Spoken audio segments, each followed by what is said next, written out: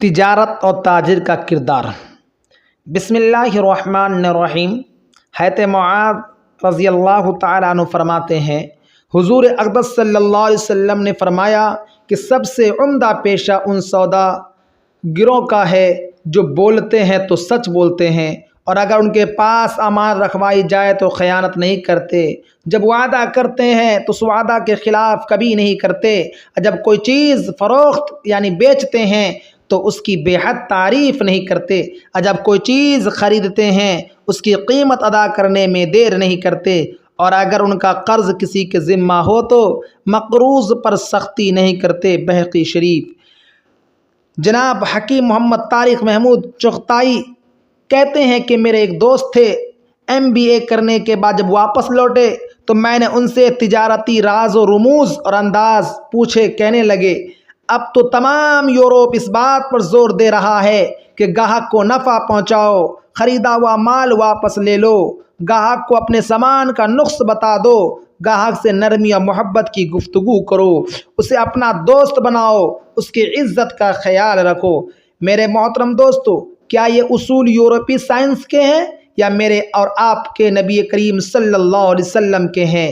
سوچنے کی بات ہے کہ یورپ والے ہمارے آقا کی تعلیمات کو اپنا رہے ہیں۔ سوچنے کی بات ہے کہ آج یورپ والے حضور پاک صلی اللہ علیہ وسلم کی سنت کو دیکھ کر اس پر عمل کر رہے ہیں، اس لیے آج یورپ کے اندر لوگ مسلمان زیادہ بن رہے ہیں، آج یورپ والے اسلام سے قریب ہو رہے ہیں۔ تو یہ اصول میرے آقا نامدار تاجدار مدینہ سرکار دو عالم صلی اللہ علیہ وسلم کے ہیں، اس لیے آج کے وہ لوگ دنیا کے ترقی کے چاند پر پہنچ گئے اور ہم اسی زوال کی گہرائیوں میں پھنسے ہوئے۔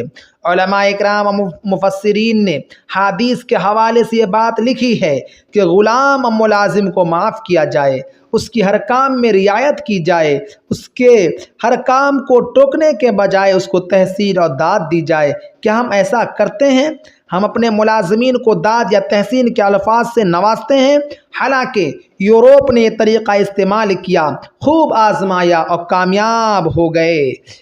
یہی سے ایک واقعہ ہے کہ ایک کمپنی جس کا نفع تیزی سے مال تیار کرنے پر موقوف تھا، حیران تھی کہ وہ حسب ضرورت مال تیار کرنے سے عاجز تھی، حالانکہ اس کی مشینری ساز و سامان بالکل نیا تھا، افسر پر افسر بدلتے جاتے تھے، لیکن مال کی تیاری میں خاطر خواہ اضافہ نہیں ہو رہا تھا۔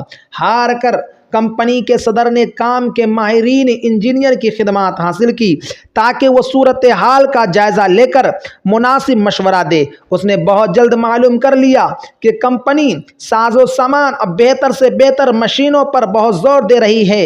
اس کے بارے میں معلومات قومی تجارت کے رسالوں سے بھی حاصل کی جا سکتی ہے۔ اس کی توجہ ان لوگوں کی طرف نہیں تھی جو مشینوں کو چلاتے اور ساز و سامان کو استعمال کرتے تھے۔ ڈانٹ ڈپٹ کے باوجود کام میں ترقی نہیں ہو رہی تھی۔ ماہر کارکردگی نے صدر سے کہا کہ عملے کو بڑھانے یا بدلنے کی ضرورت نہیں ہے، ضرورت صرف اس بات کی ہے کہ آپ کارکنان کی ہمت افزائی کریں، ان کے کام کو سراہا کریں، آپ ہر شعبے کے انچارج کے ساتھ شکریہ ادا کرتے رہیں اور وہ افسر آپ کے سلوک اور رد عمل سے اپنے عملے کی تعریف کریں، ان کے کام سراہتا اور فردن ہر کارکن کی پیٹھ تھپاتا رہے تو میرا خیال ہے کہ اس مال زیادہ تیار ہونے لگے گا۔ مزدور خوش دل کند کار بیش، اس کو ہر کارکن میں ایسی کوئی نہ کوئی بات تلاش کرنے کی کوشش کرنی چاہیے کہ کارکن کی ہمت بڑھتی رہے۔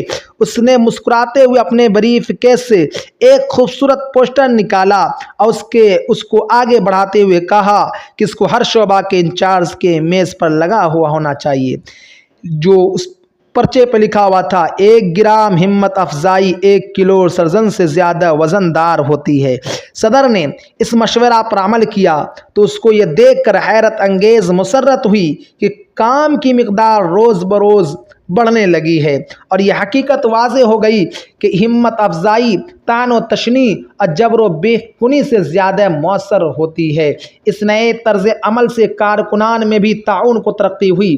ہر کارکن دوسرے پر سبقت لے جانے کی کوشش کرتا تھا تاکہ زیادہ سے زیادہ ستائش کا مستحق ٹھہرے۔ قدر افزائی کرنا اور ہمت بڑھانا بھی ایک فن ہے۔ میرے محترم دوستو،